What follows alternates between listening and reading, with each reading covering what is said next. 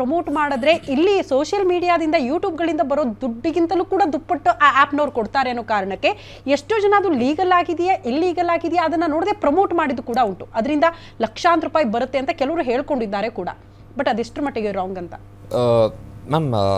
ದುಡ್ಡು ಅಂತ ಬಂದಾಗ ಆಬ್ವಿಯಸ್ಲಿ ಬೆಟ್ಟಿಂಗ್ ಹಾಕಿದ್ರು ದುಡ್ಡು ಬರುತ್ತೆ. ನಾನು ಬೆಟ್ಟಿಂಗ್ ಮಾಡ್ದೇನೆ ನನಗೆ ದುಡ್ಡು ಕೊಡ್ತಿದ್ದಾರೆ ಅಂದ್ರೆ ಇವಾಗ ನಾನು ಏನು ಇನ್ವೆಸ್ಟ್ ಮಾಡೋದಿಲ್ಲ, ನನ್ನ ಪಾಡಿಗೆ ನಾನು ಒಂದು ವಿಡಿಯೋ ಡೌನ್ಲೋಡ್ ಮಾಡಿ ಇದರಿಂದ ನೀವು ದುಡ್ಡು ಹೇಳಿದ್ರೆ ಲಕ್ಷಾಂತರ ರೂಪಾಯಿ ಅವರು ಫುಲ್ ಎಕ್ಸೈಟ್ಮೆಂಟ್ ಅಲ್ಲಿ ಬೇರೆ ಹೇಳ್ತಾರೆ. ಯಾಕೆಂದ್ರೆ ಅವ್ರಿಗೆ 10 ರೂಪಾಯಿ ಹಾಕೋದಿರಲ್ಲ, ಯಾಕಂದ್ರೆ ಅವ್ರು 50 ರೂಪಾಯಿ ಆಫರ್ ಮಾಡಿರ್ತಾರೆ. ಆಗ್ಲಿ I am talking in tense ಅಷ್ಟೇ, ಬಟ್ ಅಲ್ಲಿ ಥೌಸಂಡ್ಸ್ ಅಲ್ಲಿ ಹೋಗ್ತಾ ಇರುತ್ತೆ. ಕೆಲವು ಸರಿ ಇನ್ನೂ ಸ್ವಲ್ಪ ಪಾಪ್ಯುಲರ್ ಆಗಿ ನಿಮ್ದು ಒಂದಿಷ್ಟು ಫಾಲೋವರ್ಸ್ ಅಂತಿದ್ರೆ ಅದು ಲ್ಯಾಕ್ಸ್ ಕೂಡ ಹೋಗುತ್ತೆ. ಆ್ಯಂಡ್ ಯಾವ ರೀತಿ ಅಂತಂದರೆ ಮ್ಯಾಮ್ ಸಿಂಪಲ್, ಈಗ ಯಾವುದೋ ಒಂದು ಬ್ರ್ಯಾಂಡ್ ಒಂದು ಬರುತ್ತೆ, ಈ ಥರ ಪ್ರಮೋಟ್ ಮಾಡಿಕೊಡಿ, ಓಕೆ ಈ ಥರ ಪ್ರಮೋಟ್ ಮಾಡಿ ಕೊಟ್ಟಾಯಿತು, ಒಂದು ಸಿಂಪಲ್ ಬ್ರ್ಯಾಂಡ್.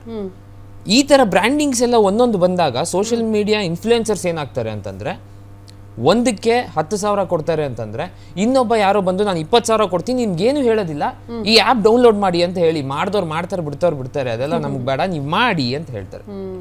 ಎಕ್ಸೈಟ್ಮೆಂಟ್ ಹೆಂಗಿರುತ್ತೆ ಅಂದ್ರೆ ಅವ್ರಿಗೆ ಈ ಒಂದು ಆ್ಯಪನ್ನು ಡೌನ್ಲೋಡ್ ಮಾಡಿ ನೀವು ಎಷ್ಟು ಬೇಕಾದ್ರೂ ಗೆಲ್ಬೋದು. ಇದನ್ನು ಹೇಳಿದ್ರೆ ಎಂಥವ್ರಿಗೂ ಕೂಡ ಅಟ್ರಾಕ್ಟ್ ಆಗೇ ಆಗುತ್ತೆ. First thing. ಸೆಕೆಂಡ್ ಥಿಂಗ್ ಏನಪ್ಪ ಅಂದರೆ ಅವ್ರನ್ನ ಕೆಲವು ಜನ ಫಾಲೋ ಮಾಡ್ತಾರೆ. ಅವರು ಮಾಡಿದ್ದಾರೆ ನಾವ್ಯಾಕೆ ಮಾಡಬಾರ್ದು. ಆ್ಯಂಡ್ ರೀಸೆಂಟಾಗಿ ನಾನೊಂದು ಹೀಗೆ ನಾನು ಸ್ಕ್ರೋಲ್ ಮಾಡ್ಬೇಕಾದ್ರೆ ನನಗೆ ಬಂದಿದ್ದು MS ಧೋನಿ ಅವರು, ಕೊಹ್ಲಿ ಅವರು, ದೊಡ್ಡ ದೊಡ್ಡ ಕ್ರಿಕೆಟರ್ಸ್ ಎಲ್ಲ ಈ ಒಂದು ಆ್ಯಪ್ನ ಡೌನ್ಲೋಡ್ ಮಾಡಿ ನೀವು ಎಷ್ಟು ಬೇಕಾದ್ರೂ ದುಡ್ಡು ಹಾಕಿ ಆರಾಮಾಗಿ ದುಡ್ಡು ಗೆಲ್ಬೋದು. ನಾನು ಹೇಗೆ, ಅದು ಅವ್ರದೇ ವಾಯ್ಸಲ್ಲಿ ಅವರೇ ಹೇಳಿರ್ತಾರೆ ಅನ್ನೋ ರೇಂಜಿಗೆ ಮಾಡ್ತಾರೆ ಅಂದರೆ ಅದು AI, obviously that's an AI. But ಎಷ್ಟು 100% ಇರುತ್ತೆ ಅಂದರೆ you cannot even imagine that ಅವರು ಹೇಳಿರ್ಬೋದಾ, ಮೈನ್ಯೂಟ್ ಡಿಫ್ರೆನ್ಸ್ ಗೊತ್ತಾಗಲ್ಲ ನನಗೆ. ಸೊ ಬೇಸಿಕಲಿ ಏನಾಗುತ್ತೆ ಅಲ್ಲಿ ಅಂದರೆ ಇನ್ಫ್ಲೂಯೆನ್ಸ್ ಜಾಸ್ತಿ ಆಗ್ತಾ ಹೋಗ್ತಾರೆ ಜನ. ಸೆಲೆಬ್ರಿಟೀಸ್ ಅದನ್ನ ಪ್ರಮೋಟ್ ಮಾಡೋಕ್ಕೆ, ಇದ್ರ ಬಗ್ಗೆ ನಾನು ಹೇಳಬೇಕು ಅಂದರೆ doctor bro, I have to talk about him. Social media influencer ಆಗಿ ಒಂದು ವ್ಲಾಗಿಂಗನ್ನು ಅದನ್ನೇ ಒಂದು ಪ್ರೊಫೆಷನ್ ಆಗಿ ತೊಗೊಂಡೋಗ್ಬೋದು ಅಂತ ಅವ್ರ ಹತ್ರ ಎಷ್ಟೋ ಬೆಟ್ಟಿಂಗ್ ಆ್ಯಪ್ ಬಂದು ಅವ್ರ ಮುಂದೆ ಹಿಂಗೆ ಆಫರ್ ಇಟ್ಟರು ಕೂಡ ಅವ್ರು ಅದನ್ನು ಅಕ್ಸೆಪ್ಟ್ ಮಾಡಿಲ್ಲ.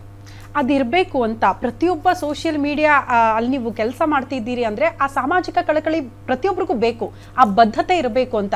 ಜನರನ್ನ ದಾರಿ ತಪ್ಪಿಸೋಕೆಲ್ಲ ಯಾರು ಮಾಡಬಾರ್ದು ಅಂತ. ಡಾಕ್ಟರ್ ಹತ್ರ ಹೋಗ್ತೀನಿ, ಡಾಕ್ಟರ್ ಈಗ ನಮ್ಮನ್ನು ನಾವು ಕಂಟ್ರೋಲ್ ಮಾಡ್ಕೊಳ್ಳೋದು ಹೇಗೆ, ಮೊದಲು ಅದ್ರ ಬಗ್ಗೆ ಒಂದಷ್ಟು ಐಡಿಯಾಸ್ ಕೊಡಿ.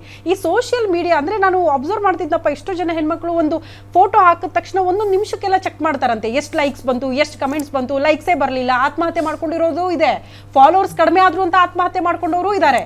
ಹೆಂಗೆ ಅಂತ ಇದೊಂದು ದೊಡ್ಡ ಹೇಳಿದ್ನಲ್ಲ ಎಮೋಷನಲ್ ವಾರ್ ಅಂತ ಹೇಳಿದೆ. ನಂಗೆ ವರ್ಷ ನಂಗೆ ಬರ್ತಾ ಇರೋ ಕೇಸಸ್ ನೋಡಿದ್ರೆ ಇಟ್ ಈಸ್ ಇನ್ಕ್ರೀಸಿಂಗ್. ಅದು ಯಾವುದೋ ರೇಂಜಲ್ಲಿ ಹೋಗ್ತಾ ಇದೆ. ಸೊ ನಾನು ಅದನ್ನೇ ಹೇಳಕ್ಕೂ ಆಗಲ್ಲ, ಯಾಕಂದ್ರೆ ಸಮಾಜ ಕೇಳಿಸ್ಕೊಂಡ್ರೆ ಭಯ ಆಗೋ ಒಂದು ರೇಂಜಲ್ಲಿ ಹೋಗ್ತಾ ಇದೆ. ನಾನೊಂದು ಫ್ಯೂ ಇಯರ್ಸ್ ಬ್ಯಾಕು ನನಗೆ ತುಂಬ ಕೇಸಸ್, ಸ್ವೀಸೈಡ್ ಕೇಸಸ್ ಬಂದಿದ್ದು ಬ್ಲೂ ವೇಲ್ ಗೇಮ್ ಅಂತ. ಲಾಸ್ಟಲ್ಲಿ ಚಿಕ್ಕ ಸ್ಕೂಲ್ ಮಕ್ಕಳು ಮೇಡಮ್ ಇಷ್ಟಿಷ್ಟು ಕಟ್ ಮಾಡಿಕೊಂಡು luckily they came to us and we prevented the suicide. ಎಷ್ಟೋ ಮಕ್ಕಳು ಸತ್ತೋರು ನಿಮಗೆ ಗೊತ್ತಾಯ್ತು. ಈಗ ಅದಾದ್ಮೇಲೆ ನೆಕ್ಸ್ಟ್ ಈ ಥರ ಹೊಸ gaming and as he said AI generated games. So first is ನಾವು ಸ್ವೀಸೈಡ್ ಬಗ್ಗೆ ಮಾತಾಡ್ತಿದ್ದೀವಿ, ದಟ್ ಈಸ್ ಎಕ್ಸ್ಟ್ರೀಮ್ ಸ್ಟೆಪ್.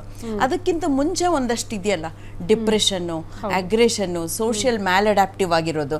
ಸುಮ್ಮನೆ ನನ್ನ ಪಾಡಿಗೆ ನನ್ನ ಮೊಬೈಲ್ ಇಟ್ಕೊಂಡ್ರೆ ಸಾಕು, ನಂಗೆ ಯಾರೂ ಬೇಡವಲ್ಲ, ಪಕ್ಕದಲ್ಲಿ ಯಾರು ಏನು ಮಾಡ್ತಿದ್ದಾರೆ, ಇವ್ರೇನು ಮಾಡ್ತಿದ್ದಾರೆ, ಏನೂ ಬೇಡವಲ್ಲ. ಆ ಒಂದು ಲೈವ್ಲಿ ಇನ್ಕ್ವಿಸಿಟಿವ್ ನೇಚರ್ ಇಲ್ಲ ಅಂದರೆ that is lack of presence of mind. ಅದೇ ಅಬ್ನಾರ್ಮಲ್ ಆಗೋಗುತ್ತದು. So living itself becomes abnormal. And ಎಷ್ಟೋ ಮನೆಗಳಲ್ಲಿ ಮಕ್ಕಳುಗಳು ಜನರೇಟೆಡ್ ಗೇಮ್ಸ್ ಮಾಡ್ತಾ ಇದ್ದಾರೆ, ಅವರೇ ಕ್ರಿಯೇಟ್ ಮಾಡ್ತಾ ಇದ್ದಾರೆ. And parents are very very proud. ನಾನು ಎಲ್ಲಿ ಎಥಿಕ್ಸ್ ಹೋಗ್ತಾ ಇದೆ, why don't you make them play physical games ಆಟ ಆಡಿ. ಎಂತೆಂಥ ಗೇಮ್ಸ್ ಇದೆ and you can afford many games ಇವತ್ತಿನ ದಿವಸ. ಸುಡಕೋ ಪಜಲ್ಸ್ ಆಗ್ಬೋದು, ಬಿಲ್ಡಿಂಗ್ಸು ಎಲ್ಲ ಮಾಡ್ಬೋದು. ಅದನ್ನ ಮಾಡಿದ್ರೆ ಅಟ್ಲೀಸ್ಟ್ ಸೋಷಿಯಲಿ ಇದಾಗ್ತಾರೆ. ಮಕ್ಕಳುಗಳು ನೋಡಿ ಒಬ್ರಿಗೊಬ್ರು ಹೊಂದಾಣಿಕೆ ಕಮ್ಮಿ. ಯಾಕೆ ಹೇಳಿ, ಅವರಿಗೆ ಒಬ್ಬರೇ ಮೊಬೈಲಲ್ಲಿ ಎಂಗೇಜ್ ಆಗೋದು ಕಲ್ತ್ಕೊಂಡ್ಬಿಟ್ಟು ಇನ್ನೊಂದು ಮಗು ಬಂದ್ರೆ ಮಾತೇ ಆಡ್ಸಲ್ಲ, ಆಟನೇ ಆಡಲ್ಲ. 10-15 ಇಯರ್ಸ್ ಬ್ಯಾಕ್ ನೋಡ್ಕೊಳ್ಳಿ, ಮಕ್ಳು ಬಂದ್ರೆ ಬಂದ್ರು ಅಂತ ಓಡ್ ಹೋಗ್ತಿದ್ರು ಆಟಕ್ಕೆ. ಅದೇನು ಬೇಕೇ ಇಲ್ಲ ಅವ್ರಿಗೆ, ಏನೋ ಒಂದು ಆಟ ಆಡೋರು. ಒಂದು ಮರದ್ದು ತುಂಡು ಸಿಕ್ಕಿದ್ರೆ ಅದ್ರಲ್ಲಿ ಏನೋ ಕ್ರಿಯೇಟಿವಿಟಿ ಇತ್ತು. So that creativity is going. You are addict addicted to somebody's creativity. Everybody innate ಆಗಿ ಬೈ ಬರ್ತ್ ಕ್ರಿಯೇಟಿವಿಟಿ ಇದೆ, ಅದನ್ನ ಯೂಸ್ ಆಗ್ತಾ ಇಲ್ಲ. ಅದೇ ಎಷ್ಟು ಒಂದು ಮಾನಸಿಕ ದೌರ್ಬಲ್ಯ ಆಗೋಗುತ್ತೆ. ಇದನ್ನೆಲ್ಲ ನಾವು ಕಾಗ್ನೇಟಿವ್ ಡಿಸ್ಟಾರ್ಷನ್ ಅಂತೀವಿ, ಕಾಗ್ನೇಟಿವ್ ಎರರ್ ಅಂತೀವಿ.